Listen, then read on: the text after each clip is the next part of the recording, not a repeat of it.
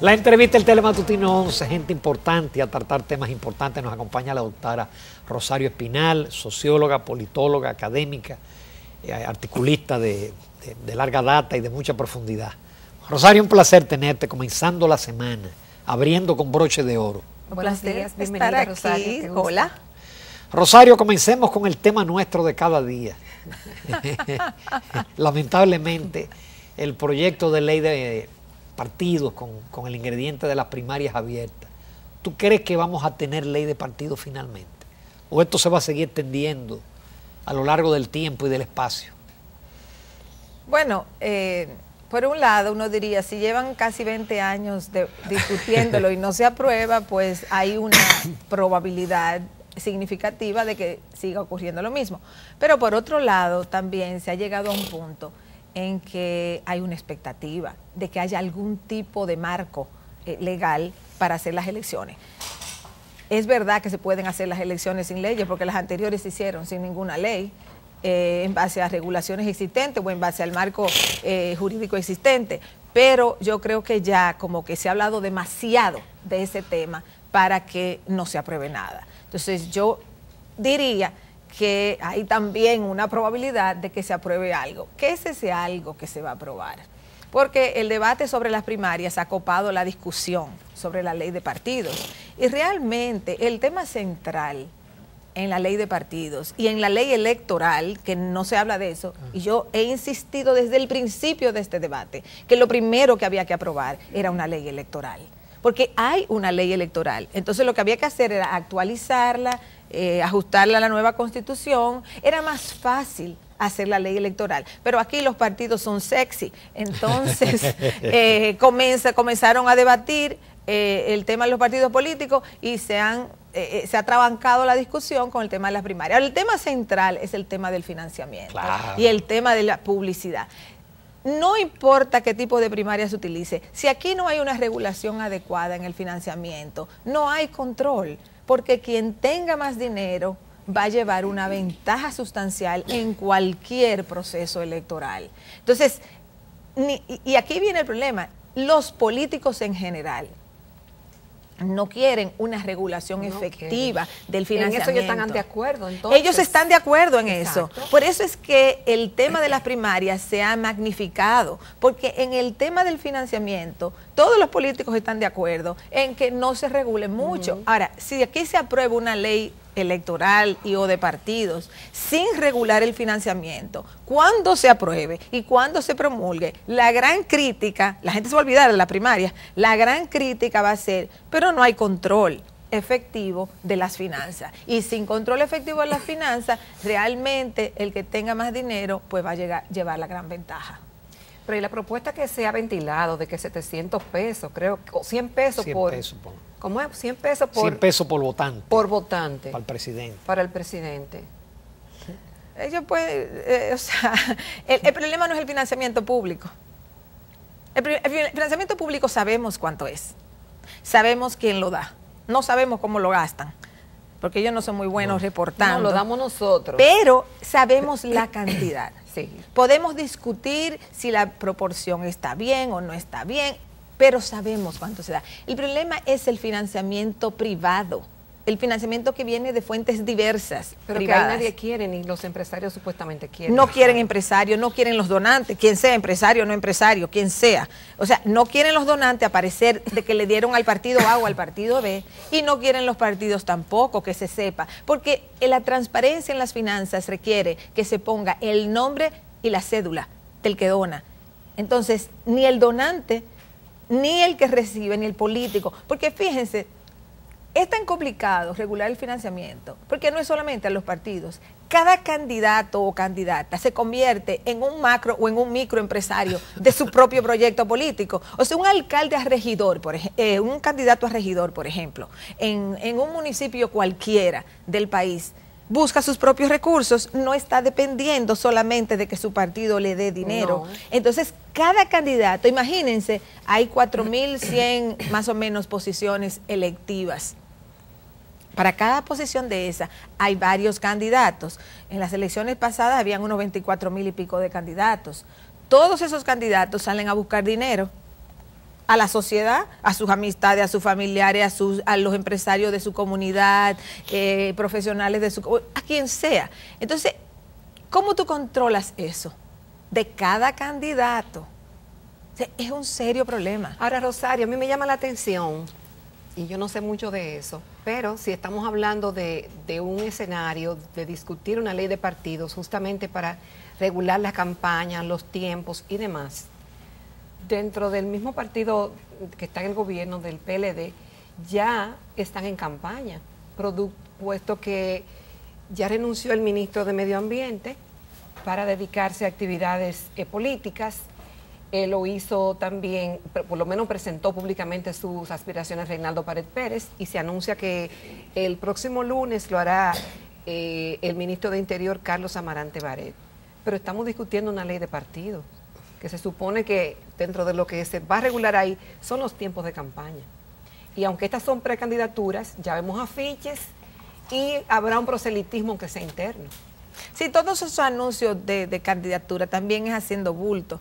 O sea, porque... ¿Cómo así? Bueno, porque si ahora mismo hay una discusión congresional de qué va a pasar con la ley de partidos, ¿cómo tú llenas el espacio político? O sea, no se sabe, o sea, los PLDistas no saben si Danilo Medina va a intentar una reelección o no, si se van a tener que enfrentar a Leonel Fernández o no, porque para todos esos aspirantes que hay en el PLD, enfrentarse, vamos a suponer que no hay intentos reeleccionistas, que no hay candidatura de Danilo Medina, tienen a Leonel Fernández enfrente. Si ellos no logran, cualquiera de ellos, vencer a Leonel Fernández, y Leonel Fernández gana la candidatura del PLD, y el PLD ganara las elecciones, entonces esa gente va a estar muy viejita ya, cuando se acabe el turno de Leonel Fernández. O sea, realmente en el PLD hay una lucha en torno a la candidatura del 2020, y aunque siempre enfocamos la lucha en función de Danilo Medina por un lado y Leonel Fernández por el otro, realmente todos esos aspirantes, los que han anunciado y los que están en la lista por anunciar, saben que se la tienen que jugar en el 2020, porque si no es posponer 4 años más. U 8 años más una candidatura, y esa generación en 8 años ya va a estar muy gastada, porque ya están gastados, o sea, ya la gente... Hay gente joven. Bueno, pero no es joven cronológico. Hay gente joven en el sentido de que sí son jóvenes para ser presidentes, claro, pero hay personas que tienen muchos años ya en la administración pública. Entonces, aquí hay que entender, y el PLD tiene que entender, y digo el PLD porque el PLD es quien ha estado en el poder, sobre todo en los últimos 20 años, que la gente se cansa. En una candidatura presidencial, por ejemplo, es muy importante el aval de un partido grande. O sea, no es lo mismo ir con el aval de un partido grande que ir sin el aval de un partido grande. Eso es importante, pero también la gente busca algún tipo de novedad en una candidatura. Lo ideal es cuando un candidato novedoso o una candidata novedosa va avalado o avalada por un partido fuerte, porque eso le da mucha posibilidad de triunfo. Pero un partido, por más fuerte que sea, no se puede dar el lujo de estar constantemente repitiendo con las mismas caras, porque uno de los beneficios de la democracia es el cambio. La alternabilidad. Es el cambio, o sea, la gente busca un cambio, la gente busca algo nuevo. Es verdad que la gente quiere estabilidad, y a veces la gente por la estabilidad se queda con lo viejo, eso es cierto, pero también la gente busca novedad. Y en el PLD hay un estado, digamos, de congelamiento, porque hay una pugna caudillista, como ha existido en todos los partidos en la historia dominicana, donde los que han tenido el poder no quieren flojar, y este país necesita expresidentes. O sea, este país no puede darse el lujo de tener a presidentes y expresidentes siempre aspirando a volver. A este país le hace bien tener expresidentes que sirvan de referente, que puedan mediar en una situación, que ayuden a la consolidación de sus partidos. Eso le daría más fortaleza al PLD si lo hiciera. Y a todos los partidos. Por ejemplo, si... Y al PRM también. Si dijeran los líderes visibles del PLD que no irían, eso le haría bien al partido. Sí. Yo creo que sí.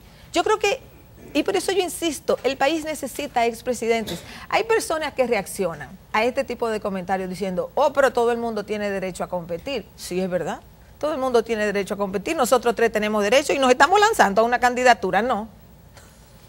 O sea, todo el mundo tiene derecho a competir. Pero uno tiene que tener la racionalidad de saber cuándo le toca jugar otro rol. O sea, el rol de un expresidente no es eternamente querer volver, aunque la Constitución se lo permita. Pero ha sido la tradición, lamentablemente. Pero esa es una tradición. Desde el 1844. Que hay que cambiar. Esa es de las cosas que hay que cambiar, porque ese personalismo, ese caudillismo que se engancha con la formación de grupos clientelares en el poder, hay que transformarla. Y si la democracia dominicana después de tantos años no logra cambiar eso, entonces nosotros vamos a ir para atrás, no vamos a avanzar. O sea, porque uno avanza políticamente, pero uno puede echar para atrás también políticamente, y América Latina tiene múltiples ejemplos de eso. Entonces yo pienso que aquí hace falta una reflexión de parte de los expresidentes y de los presidentes, de pensar, yo tengo un tiempo, 2 periodos es suficiente para una persona en una democracia. Vamos a darle el chance. ¿Por qué aquí ahora mismo no hay mecanismos efectivos? ¿Por qué aquí hay un tranque con las primarias? Porque todo el mundo está tratando de ver cómo controla las primarias de su partido. Y los principales líderes de los principales partidos están en esa lucha. Y ese es el problema con las primarias. Entonces yo pienso que al PLD le haría mucho bien tener mecanismos democráticos de elección de candidaturas, sobre todo de la candidatura presidencial, y renovar su estructura partidaria. La democracia siempre lleva un riesgo. Uno elige algo nuevo que puede ser mejor o peor. Eso es así. Y hay que vivir con ese riesgo de la democracia. Y la gente, el pueblo, tiene que tener la inteligencia de escoger lo mejor dentro de la oferta que le presentan los partidos políticos. ¿Tú eres partidaria, Rosario, de las primarias abiertas o de que se dejen libertad los partidos de usar el método que ellos consideren más conveniente? Mira, como siempre yo digo, todos los dispositivos electorales tienen ventajas y desventajas. Yo no tengo tiempo ahora de entrar a enumerar las ventajas y desventajas de cada tipo de primarias, porque supongo que no hay tiempo ahora. Pero en el contexto actual dominicano, para ser breve y precisa, en el contexto actual, yo creo que debe dejársele a cada partido que elija el modelo de primarias que quiere. Con esto no estoy diciendo que eso no tiene problemas. Eso tiene problemas. Tiene problemas, tiene riesgos.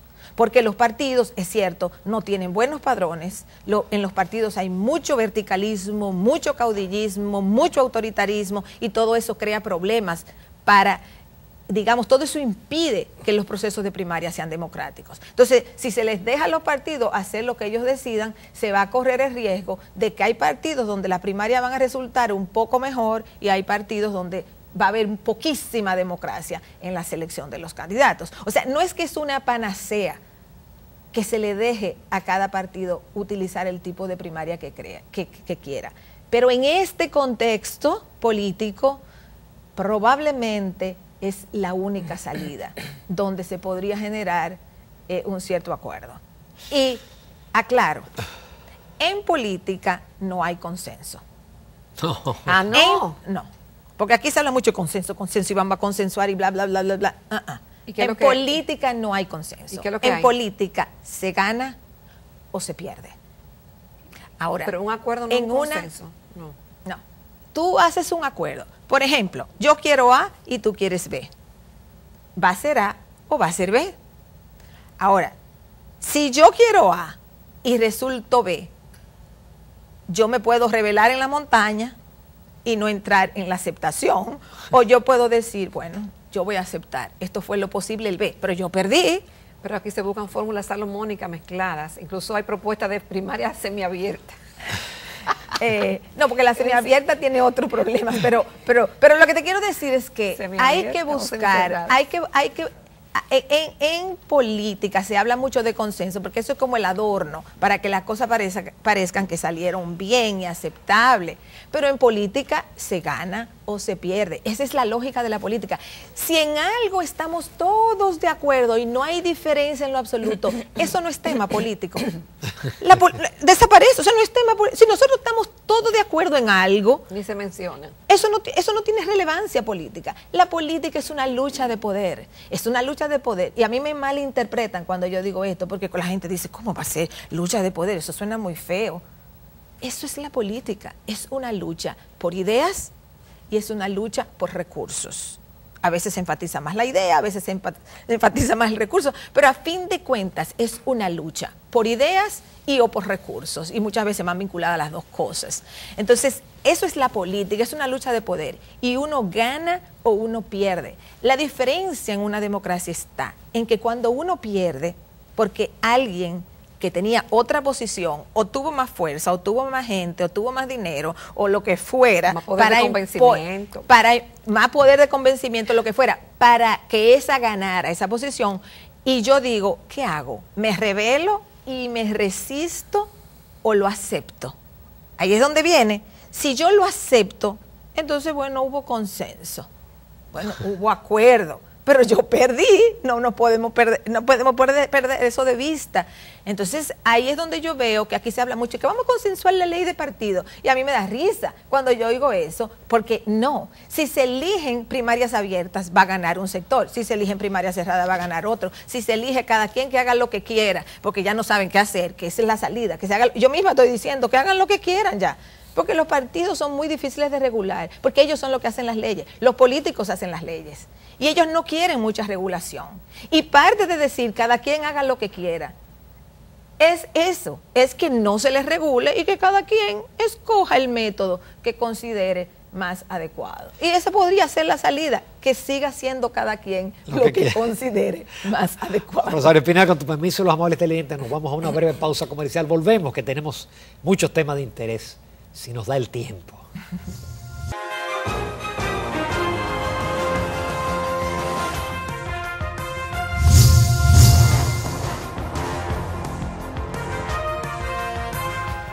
Continuamos en Telematutino 11. Esta mañana nos acompaña la doctora Rosario Espinal, una distinguida socióloga y politóloga.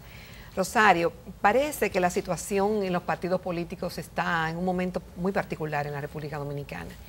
El PRM celebró una convención para elegir sus autoridades internas y en un momento determinado, a pesar de que no daban los resultados, parecería que todo salió más o menos bien. Pero resulta que no, que ahora incluso ha llamado hasta impugnar esa convocatoria, esa elección y no acatar los resultados. Y por otro lado, el Partido Reformista tuvo una asamblea en el día de ayer y eligieron otra vez a unanimidad a Quique Antún como presidente. Y ya la otra facción está diciendo que no, que hubo alteraciones y demás. En el PRD, bueno, la situación también está difícil y en el PLD hay una tensa calma, que es lo que se ve de fuera. ¿Eso no afecta para el 20 el clima electoral que se pudiera vivir? Sí, bueno, indiscutiblemente desde el año 2004 el sistema de partidos aquí se ha ido desarticulando, se han ido fragmentando los partidos. La muerte de Balaguer lleva a múltiples divisiones del Partido Reformista hasta que queda ya un partido sumamente debilitado, donde hay una lucha personalista por controlar esa franquicia, digamos. El PRD se divide, el gran partido histórico de la República Dominicana, que fue el PRD. Ese partido se divide después de las elecciones del 2012 y después de venir arrastrando serios problemas, sobre todo después del 2004, del 2004 en adelante, viene arrastrando serios problemas el partido y ya finalmente se divide después de las elecciones del 2012. Entonces tenemos dos de los tres partidos principales fraccionados. Entonces, ¿qué es lo que sostiene el sistema de partido ahora mismo? Bueno, el hecho de que el PLD está en el gobierno y el PLD no se ha dividido. O sea, hay tensiones fuertes dentro del PLD por las mismas razones que los otros se dividieron, por una pugna de liderazgo, una imposibilidad de acomodar y encontrar mecanismos democráticos de renovación, de candidatura, de liderazgo, etcétera. Entonces, pero el PLD se ha mantenido unido. Entonces, el hecho de que el PLD se mantiene formalmente unido, está en el poder y en el país no hay una crisis económica de magnitud, siempre la gente se queja, pero eso es otra cosa. O sea, que uno se queje de que ay, que la cosa tan cara o qué sé yo qué, pero aquí no hay una crisis macroeconómica. Aquí no hay un proceso devaluatorio de la moneda, aquí no hay un proceso hiperinflacionario, eso no hay. Entonces, como no hay una crisis macroeconómica en el país y el PLD se mantiene unido y está en el poder, entonces eso le da estabilidad al sistema político. De ahí es que proviene la estabilidad ahora mismo. La existencia, la formación y existencia del PRM le da una cierta, digamos, idea a la gente de que aquí hay un bipartidismo. Porque en la sociedad dominicana históricamente hubo un bipartidismo y en la década del 90 hubo un tripartidismo, fue un periodo temporal. Pero siempre ha habido algún tipo de bipartidismo. Entonces, el sistema de partidos ahora mismo está operando básicamente con un partido hegemónico, que es el PLD, pero que enfrenta actualmente serios problemas internos. Pero está ahí, no se ha dividido, está en el poder, aquí no hay una crisis económica y eso le da estabilidad al sistema político. Y está el PRM ahí que está jugando el papel de, digamos, de segundo partido, le da esa, como decía, le da esa cierta sensación a la gente de que hay un bipartidismo y de que hay algo que puede competir con el PLD. Pero fuera de eso, realmente el sistema de partidos está en serios problemas, ¿Sí? Ahora mismo, porque todos los partidos de oposición son débiles. El único partido fuerte es el PLD, pero un sistema partidario enfrenta riesgos grandes cuando opera con un solo partido. Eso es como cuando un organismo opera con un solo riñón. Entonces, cuando una gente opera con un solo riñón, tiene que preocuparse más por su dieta, porque no se le dañe el otro riñón, porque ya nada más que le tiene uno, no tiene dos. Bueno, así mismo ocurre. En los sistemas donde hay democracia electoral, si tú nada más tienes un partido que está más o menos funcionando, que tiene posibilidad de ganar elecciones, porque ningún otro de la oposición ha ganado elecciones desde hace mucho tiempo, entonces eso es como operando con un solo riñón. Entonces tú tienes que tener mucho cuidado en tu sistema político en general. Entonces ese punto no se puede perder de vista. Que hay posibilidad de recomponer un sistema bipartidista, bueno, sí, eso supondría que el PLD se mantenga relativamente estable y eso supondría que el PRM logre fortalecerse. Porque si esas dos cosas no se dan, no hay forma de restablecer un bipartidismo, porque no hay forma de hacerlo vía el PRD, no hay forma de hacerlo vía el Partido Reformista. Y cualquier otra... De los nuevos no hay de los partidos nuevos existentes, no hay ninguno que a la fecha haya dado una señal de que por ahí hay un potencial importante de crecimiento. Entonces, ¿qué pasaría? Que tendría que salir, entre comillas, de la nada. Y cuando eso sucede, entonces estamos ya en otra modalidad política. Rosario, nos quedan pocos minutos, pero yo no podía dejar de tratar ya otro aspecto de lo que está pasando en esta sociedad. Los temas del feminicidio y de las violaciones. En estos días se daba una estadística de que en el último año y 3 meses, un promedio de 6 violaciones diarias. Y los feminicidios a la orden del día. La pregunta sería, ¿es un problema de que hoy la gente tiene acceso a los medios de comunicación y por eso sentimos que hay un crecimiento? ¿O realmente la sociedad tiene un problema muy grave? Yo pienso, es difícil responder esa pregunta con precisión porque es como comparar épocas donde no había estadística ni había la tendencia a denunciar este tipo de eventos con el presente, donde sí hay mayor disposición de denunciar estos eventos y los medios de comunicación lo hacen público y demás. O sea que indiscutiblemente ese puede ser un factor. Uno podría decir, no es que las cosas están peores, es que ahora se saben más. Yo no sé, de todas maneras están mal. Si antes estaban tan mal y era que no lo sabíamos, entonces éramos ignorantes. Estaban mal y no lo sabíamos hace 30, 40, 50 años. Ya no podemos hacer esa comparación, entonces tenemos que decir, están mal las cosas. Están mal las cosas. ¿Por qué están tan mal las cosas? Y ahí, como en todo fenómeno social, hay varias causas. yo pienso que el machismo en esta sociedad es muy fuerte y hay que combatirlo.